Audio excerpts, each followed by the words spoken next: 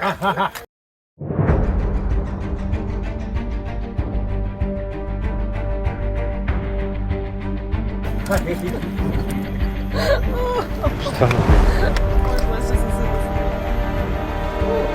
Skočio mi na glavu.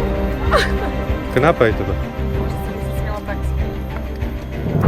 Kenapa dia?